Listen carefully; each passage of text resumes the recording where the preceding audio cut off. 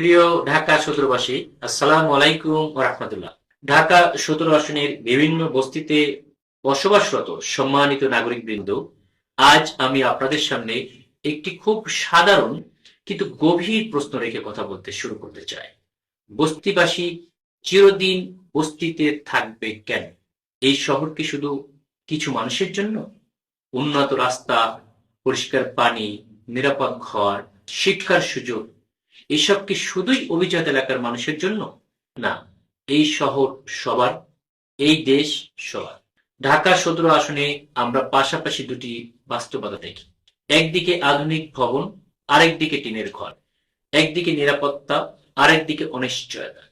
কিন্তু যারা বস্তিতে থাকে তারা কি মানুষ নয়? তাদের কি স্বপ্ন নেই?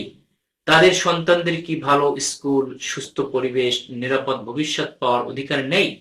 আমরা অনেক দিন ধরে বস্তিকে সমস্যা হিসেবে দেখছি। আমি বলি, বস্তিবাসীর সমস্যা নয়, অবহেলার শিকার। বস্তিবাসী এই শহর চালায়। রিক্সা চালক, গৃহকর্মী, নির্মাণ শ্রমিক, পরিচ্ছন্নতা কর্মী। এই শহরে প্রতিদিনের চাকা ঘোরে তাদের শ্রমে।